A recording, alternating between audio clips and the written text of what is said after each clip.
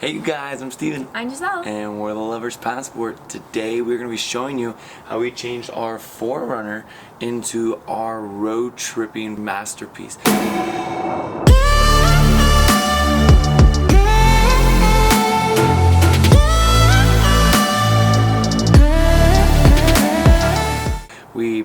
We're going to build out the inside, so when we go do our road trip to the southwest, as well as now our road trip to Sedona, we want to make sure that it's super comfy and on a budget. We built it out so we have an area for storage, as well as a platform for our air mattress that goes over our bed. My stepdad Mike has all the woodworking tools, so he was generous enough to help us put it together. Here we go.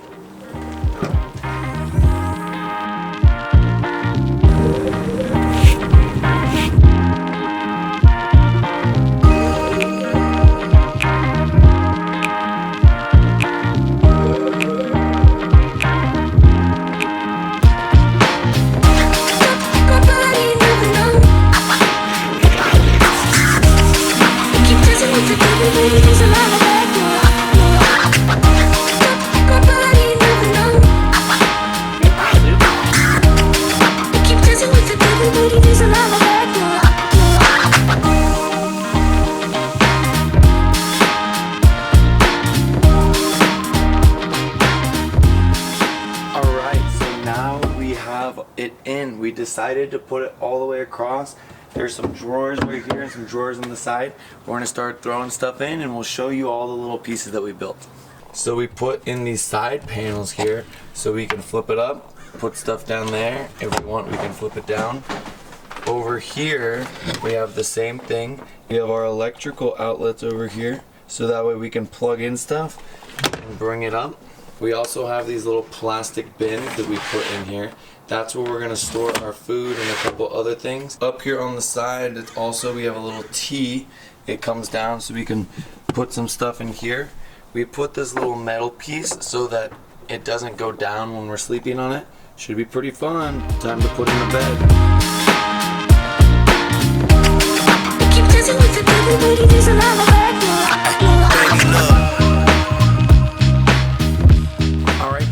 We just finished putting in our bed, so this is what it looks like. We have a mattress under here. We always bring a table just so when we can cook we can just rip it out, put it right there, and we're done. Slip it right back underneath. We'll link the air mattress we use in our bio below if you guys are interested. It works perfect for the back of a 4Runner. We always bring 2 pillows. We bring a heavy blanket as well as a sheet, because sometimes it can get hot. We can just sleep on top of this. If it gets cold, we can get under the big comforter. And next, we're going to be showing you what we put on our windows. So basically, this is for stealth camping, but it also really helps with insulation. So we just got this Reflectix off of Amazon, like for 20 bucks or something like that. And then went to Michael's and got some black spray paint. And then this way we can put it in the windows when we're sleeping, depending on where we're sleeping, and no one's gonna be like poking in our windows. So Steven cut them specific to the windows. You can do that, like create like a little stencil like cutout, so then it's easy to cut the Reflectix. And then super easy, like they form to the windows really well, so you just press it in and it will usually stick. We've seen some other people do it with like magnets. They get magnets on the top and they hang it, so it's really easy to put in. It's a little bit more of a struggle when you just shove it in there, but it works for now. We've also used tape if they started falling off, but so far so good with our trial runs of these. Yes, it looks just like this when we put them in.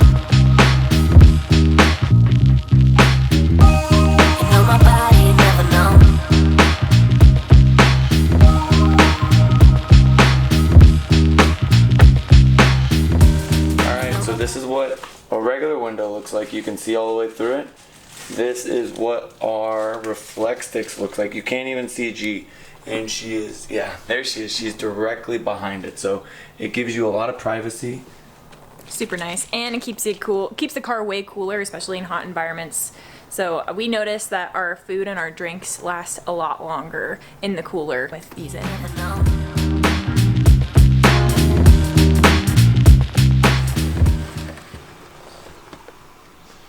We put all of our food in here. And coffee.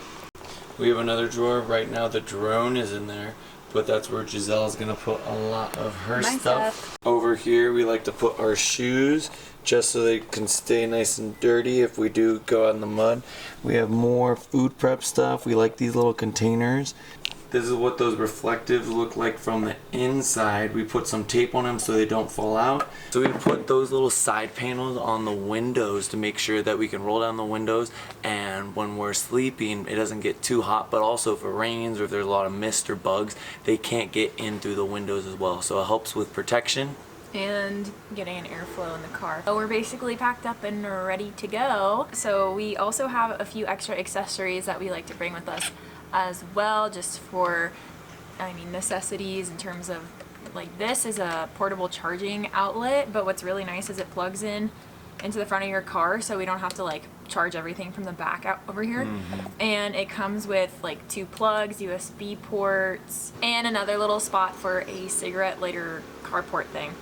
So yeah, that's really convenient for when we're editing. And so we also have some storage bins. I just went to Bed Bath & Beyond and got like 4 or 5 different sizes, so that way we can store everything kind of by category. So one we use for food, obviously, and then another one we use for all of our electronics and charging and devices and whatnot, and then another one we use for like first aid and toiletries and easy grab things like toilet paper, wet wipes, whatever we need when we're going to the bathroom in the wilderness, because we're normally not staying at some all-inclusive places. We're normally out in the boonies, so that's always important to have. And the last one we use is for our camera equipment and Steven's drone and whatnot. So the storage bins are super cheap. It's a good alternative to building drawers. At some point we'd like to build actual drawers for the back, but we just haven't had the time. So they're pretty cheap and a good alternative. So this whole setup with the wood and cutting everything only cost about $50. It was 2 sheets of plywood,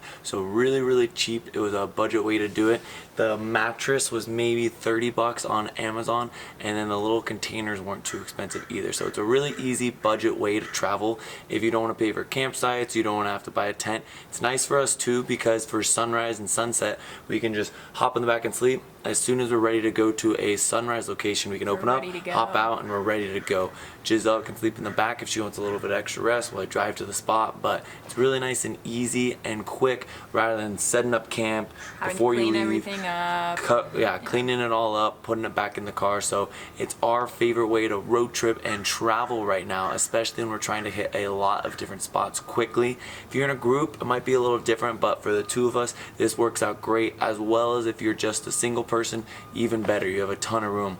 We've used this setup so far for our Utah road trip. We just got back for that. It was a week-long road trip and it was perfect. We had no problems at all with it. This weekend we're going to be headed to Sedona. And we'll let you guys know in the description if there's anything we're planning on changing after we use it one more time, just in case you guys would like to do something similar. If you guys have any questions, drop them in the comments below, and don't forget to check out our road trip. Like I talked about, we use this setup the entire time on our Utah road trip, as well as checking out all the national parks in Utah. Be sure to check out our video for Sedona coming up, and we'll see you guys soon. And don't forget to like and subscribe if you like this kind of content. We can do some more camping and packing tutorials and things like that. So if you are interested in any type of video like that, make sure to give this a thumbs up. We'll see you guys on the next venture.